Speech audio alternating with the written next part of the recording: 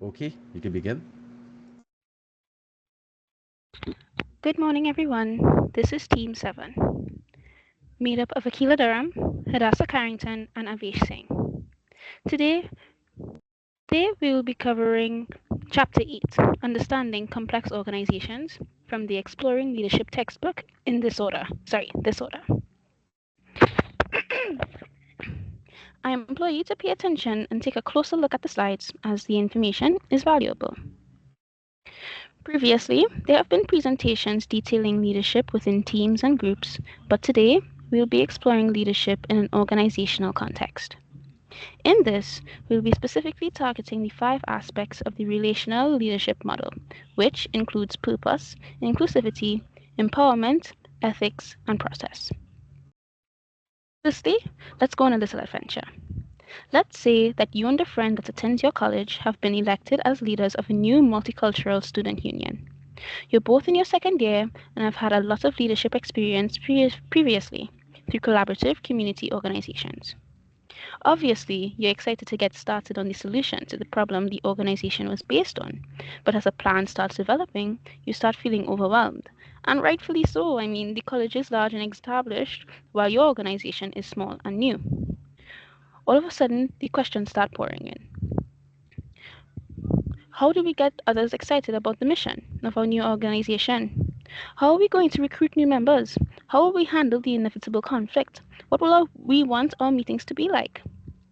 When you end your first meeting, you leave with more questions than answers. And normally, that would be intimidating and discouraging, but you're still excited for the challenges ahead. Now, this isn't a unique problem, as all organizations go through this. As a student, you encounter several organizations on a day to day basis. The college is a perfect example of one.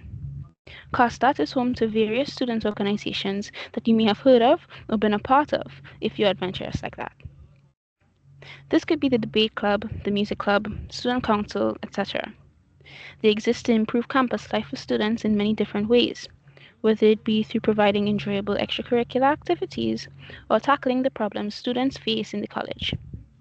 Learning to work successfully in organizations is a valuable skill that you need to have throughout your life, as organizations are all around us and participation in one is inevitable. Other than the ones listed, can anyone identify any organizations that they interact with frequently? This is an open-ended question. Anyone can answer.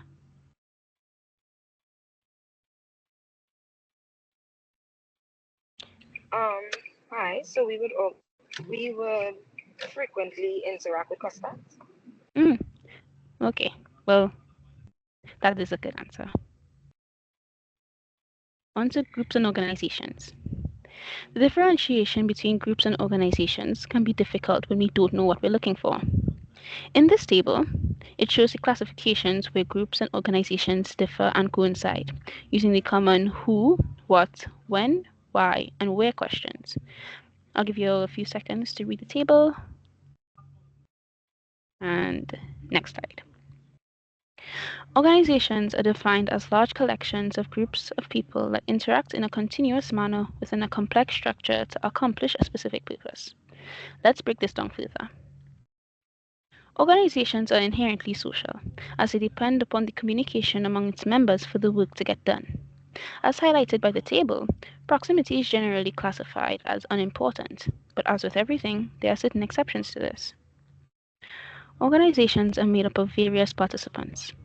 This aspect makes them more complicated than groups, as different views, values, and methods of action interact and clash. Another example of this could be drawn from the college. There are numerous lecturers, students, administrators, alumni, and other stakeholders that view education differently, but still need to work together to accomplish the goals of the college, which is to ultimately provide quality tertiary education to the population. So, remember the scenario we discussed earlier with the organization you and your friend are spearheading? What groups do you think will participate in the life of your organization? This is another question for you guys.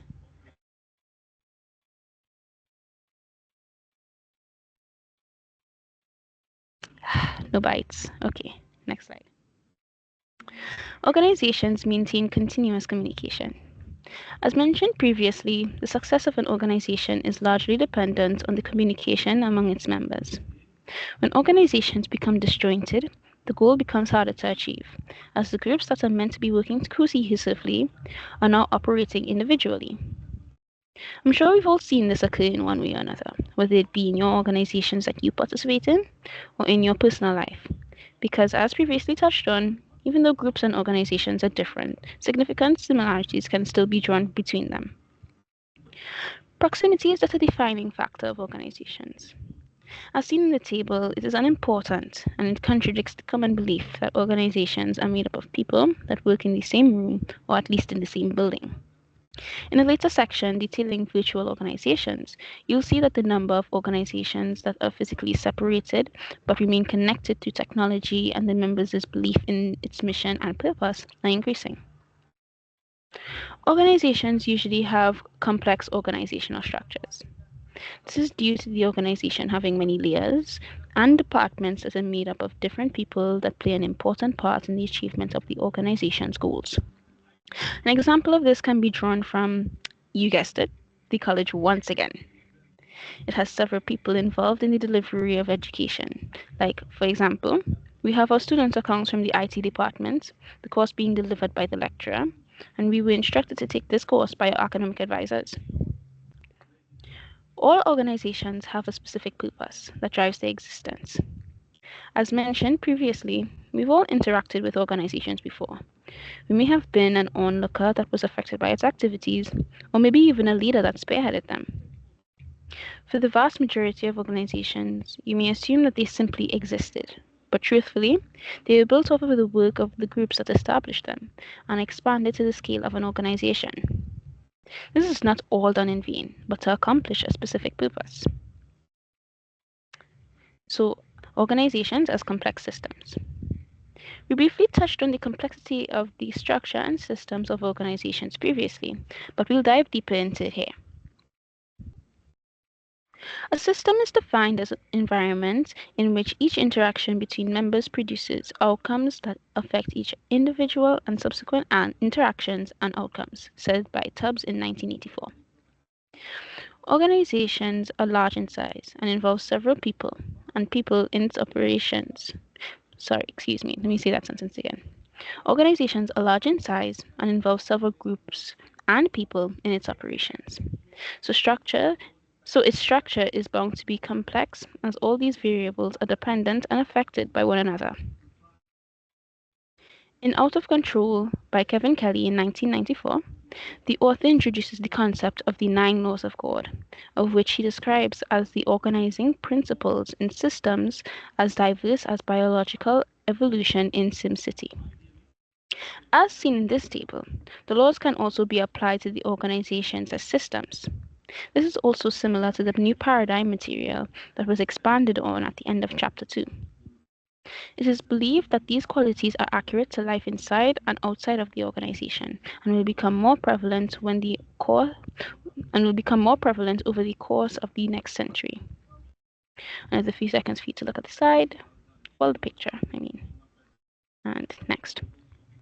So, when you examine the list, does any of it resonate with you? Can you relate it to your life inside or outside of the college?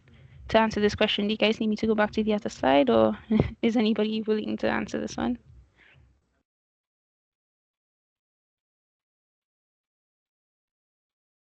Alrighty, let us move on. Organizations also make the act of participating and leading challenging. While they may be great at showcasing the potential of its members due to their diversity through numbers, the problem of finding the most effective form of leadership and participation may be difficult due to the aforementioned diversity. Sometimes you may find us wishing to return to the good old days when things weren't so complicated, but we must try to remain in the present and only look to the past when you need to extract ideas on how to improve our work. This quote from Dean Porter, the Vice President of Excellence and member of the network at Texas State University, gives a description of how the organization he is involved in operates. Our organization meets once a week. We go over weekly plans and what's going on. Everyone knows what presentations are going on and what events are happening. We are also a very we are also a very tight group. Very rarely does a day go by when we don't see each other or talk to one another. We let each other know what's going on and help each other to make sure nothing is missed. This, do you believe that this organization's operations will likely lead to them accomplishing their goal?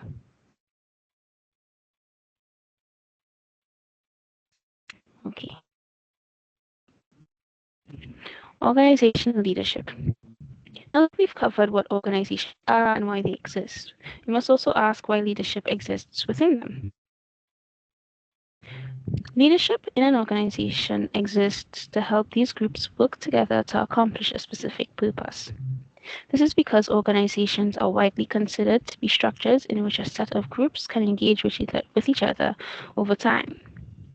It may seem simple, but really, why would it be more complicated? When we discard the reasons for why it is initiated, leadership really only exists to aid in the achievement of the organization's goals. This doesn't change with the purpose of leadership. Leadership helps the organization stay on track to achieving its goals, and thus makes it more sustainable in the long run. The relational leadership model utilizes and provides a framework that can be employed by organizations for its outlined purpose. It states that by being inclusive, empowering, ethical, and process oriented, while helping all of the organization's members be purposeful and work toward positive purposes, leaders and members can work together successfully to accomplish significant change. Organizational structures. As expanded on earlier, organizational structures tend to be complex, but they also make the organization's tasks or day to day operations easier to complete. A bureaucratic model for organizations was developed by Max Weber from 1924 to 1947. It utilizes the division of labor in the hierarchical structure and outlines how organizations should operate through articulated rules and regulations. Weber developed this to promote accountability and order within organizations. When we look at this diagram, it shows, hold on, give me a second. When we look at this diagram, it shows the president at the top, committee chairs at the center, and participants and members at the bottom. This shows that all the power and authority is held at the top of the organization and flows downward to the other members. This is usually the structure employed by student organizations, among others, and it will likely be the structure that you and your friend will use in yours. With this, members have little to no power or authority and simply do as they are told. But as society progresses, things change. Now there's a call for organizations to be collaborative, says Berry in 2004, compassionate, says Helen Stevens in 2003, and empathetic, says Leanne Gray in 2003. Rather than the old command and control functions, leadership within these structures is being asked to connect people across the entire environment by involving the wants, needs, and talents of the organization's membership, says Alan and Sherry in 2000. To adjust to the changing times, it is suggested that this traditional structure be flipped to have members at the top and the president at the bottom. Now, while it might seem a little strange at first, the more you think about it, the more it kind of makes sense, as this reconceptualization, which showcased that the president's work is meant to support the organization rather than vice versa, so the needs and wants of the members can be satisfied more effectively. This stresses the importance of good leadership, as this structure will crumble without it. Let us think back to our hypothetical student union. If we flip the organization structure, can you see the organization running more smoothly? I'll skip over this one. We can move on. Another organizational structure that has been proposed is the concept of the web by Allen in 1990, Helgeson in 1990, and in 1995. The web is defined both by its pattern, as it is similar to a spider's web, and by the idea that the shape and pattern of the web will vary over time. This is called series processes. New members easily connect to the structure at its outer edges, where the web is looser and more permeable, says Helgeson in 1995. This structure works well in an environment filled with change as the pattern is continually being built up, stretched, altered, modified, and transformed. As displayed in the diagram, the common purpose is at the center, as it is the entire reason the organization exists. It is believed that it is more important than leadership, simply because it is a critical factor that influences whether potential members become new members. When we look at the relational leadership model, can we see any similarities between it and the web organizational structure? This is an open-ended question. Well, there's only really one answer. Yeah, the purpose in the middle. Yes, that's correct. They both have the purpose of the organization at the center of the model.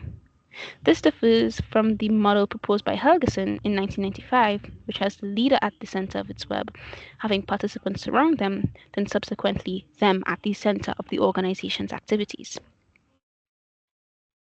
Helgeson's 1995 model lists 6 important processes that aid in the understanding of the web that the strands don't explain completely. The first is that communication is open and occurs on all levels of the organization.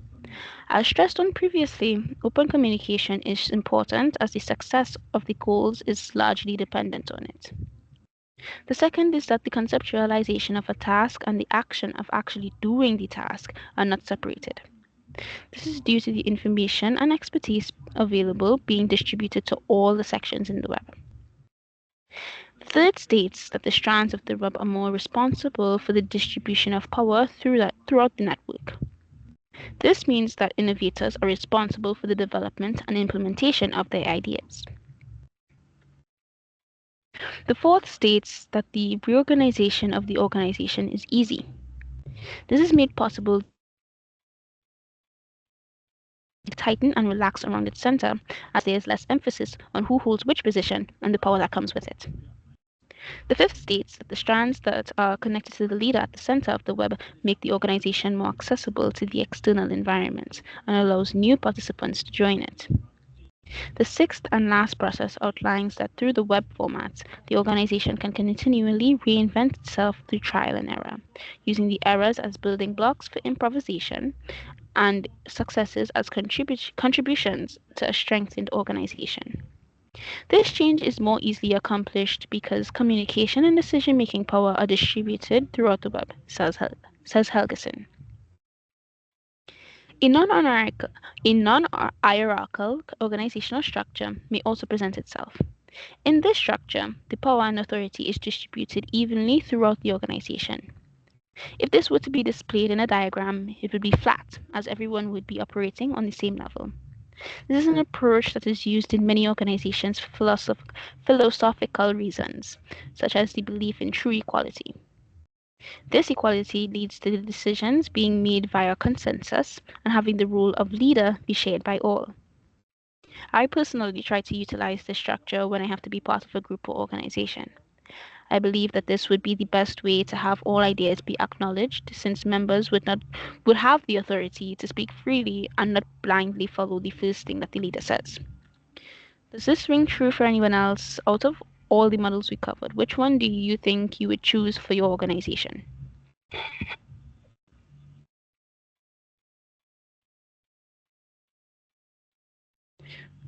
Okay, I'll move on then. That sounds nice. Oh, thanks. Now, it is important to note that regardless of the established structure, it does not equate the organization. Instead, the organization is made of the members that have joined for the shared purpose that connects them to one another. The structure serves to aid in the achievement of the aforementioned purpose. If the structure cannot operate in accordance with this, then it must be changed.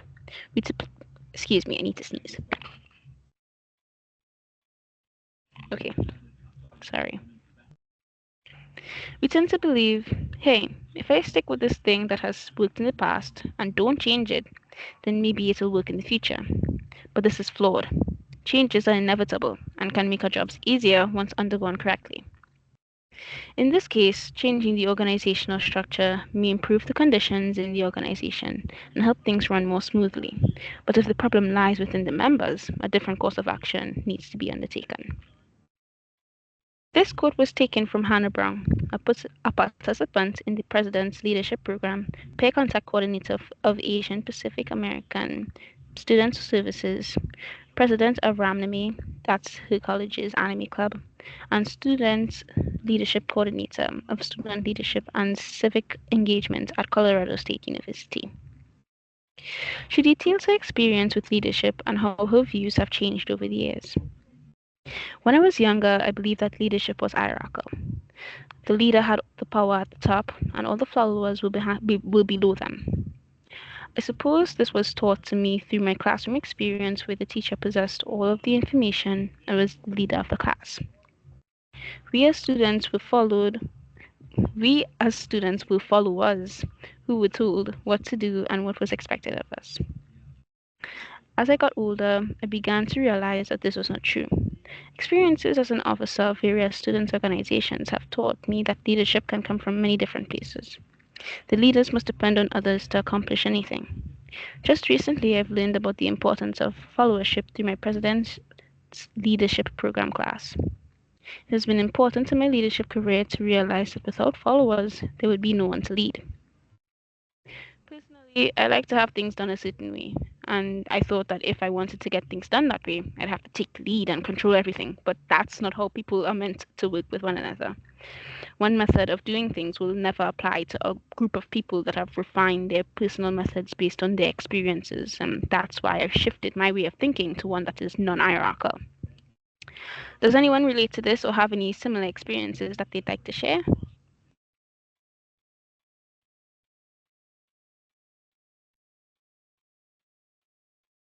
Okay, well, this concludes my part of the presentation. Next up is Hadassah Carrington. Thank you so much, Akila. So now I'm going to move on to organizational mission, vision, and core values. Now we know that although traditionally proximity of location was a determining factor for organizations, today an organization can be physically separate yet still be connected through technology and a strong belief in fact, a critical aspect of the success or failure of any organization will be how its purpose or mission comes to life in its vision and actions. But what exactly is an organizational mission? Well, simply put, the mission of an organization is why the organization exists. In fact, the mission statement should offer a compelling reason for the organization's existence. Now let us contrast that now with an organizational vision.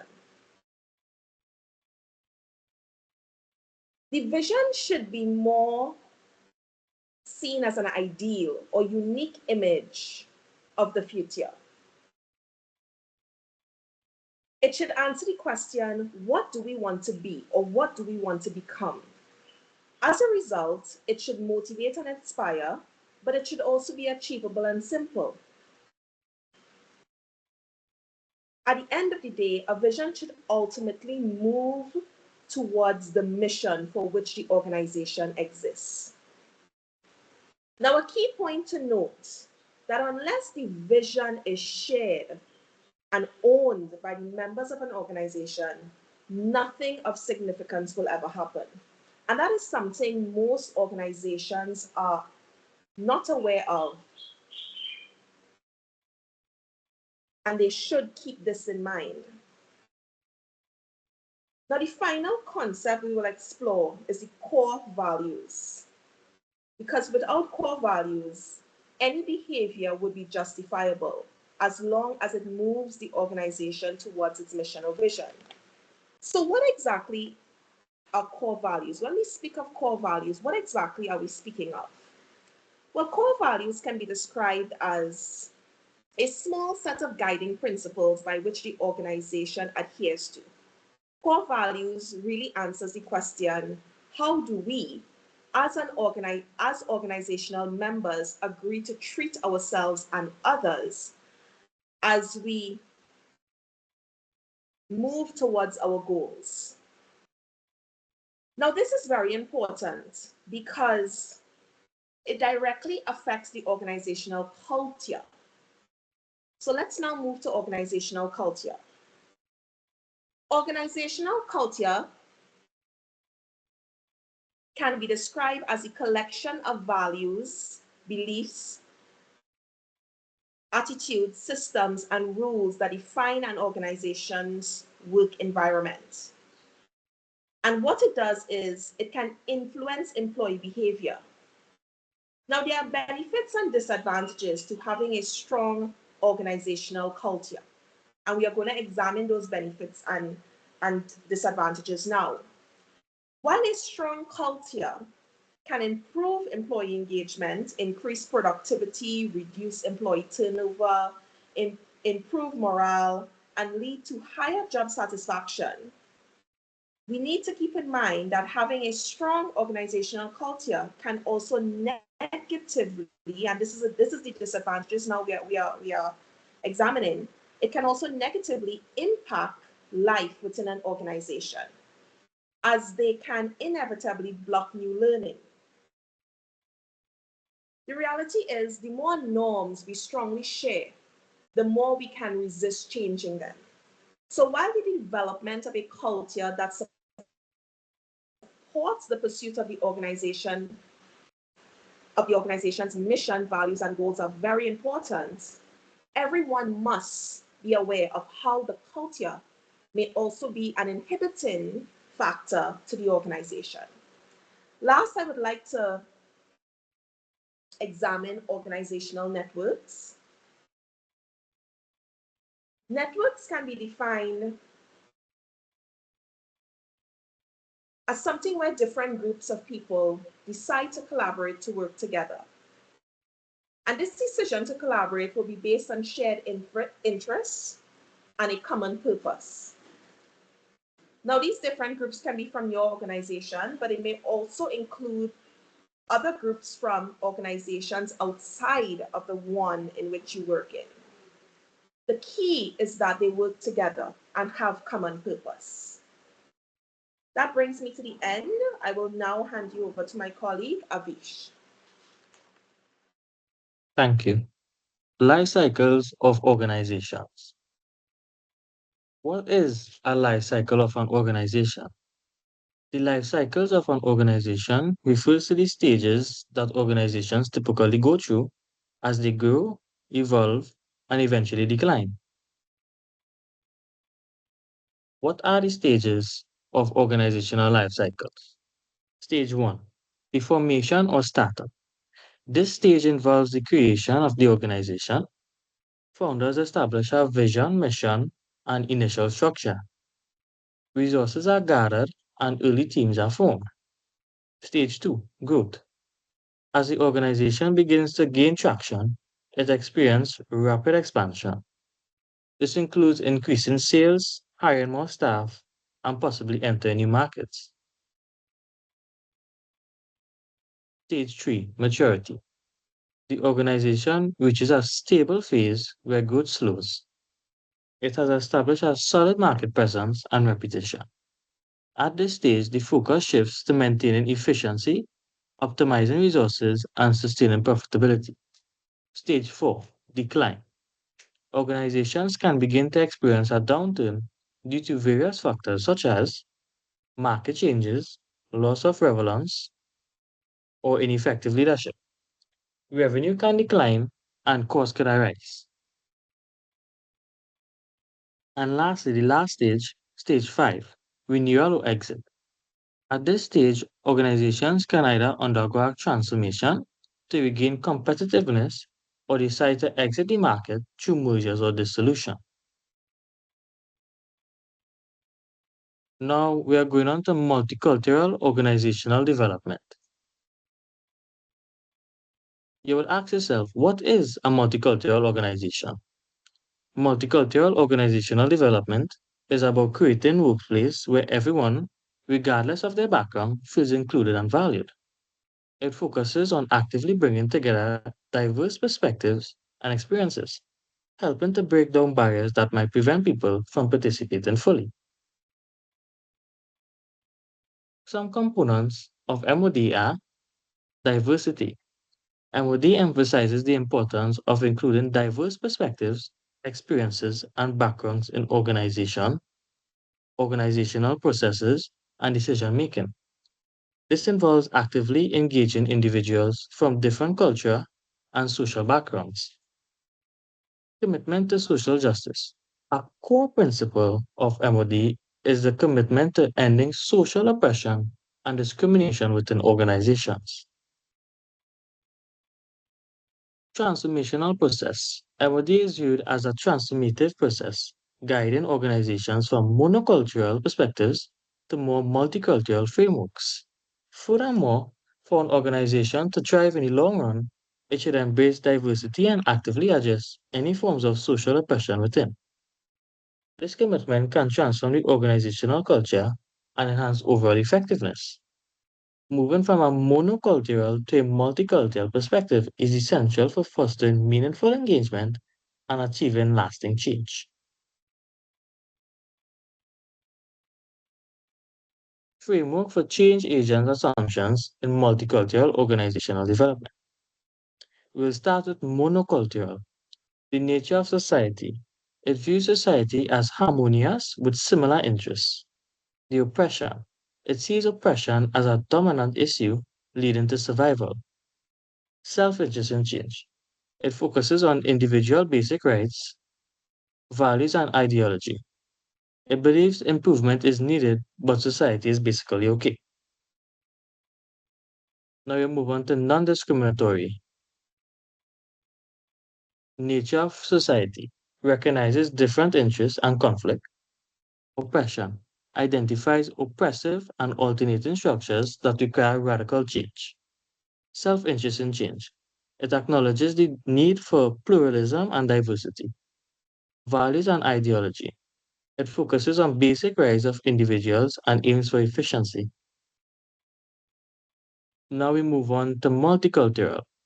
The nature of society, it emphasizes interdependence and ecological survival. The oppression, it sees oppression as a call for liberation and collective growth. Self-interest in change, it advocates for equity, empowerment, and the deployment of human potential. Values and ideology, it promotes integration, aiming for the full use of human resources. Now we'll move on to learning organizations. What is a learning organization? A learning organization is a type of organization that actively promotes a culture of continuous learning and adaptation among its members. It emphasizes the importance of knowledge sharing, collaboration, and innovation to improve performance and respond effectively to changes in the environment. Some characteristics of learning organizations are 1. Continuous learning, encouraging ongoing education and professional development for employees. 2. Knowledge sharing, fostering and fostering an environment where information and insights are freely exchanged. 3. Collaboration, promoting teamwork and collective problem solving. 4. Adaptability, being flexible and responsive to changes in the market or industry. Now we move on to virtually and the impact of technology. What are virtual organizations? Well, according to Charles Handley, these are organizations that can operate without all members being physically present in one location. They function as networks rather than a traditional office setting. Leadership in virtual environments. E-leadership.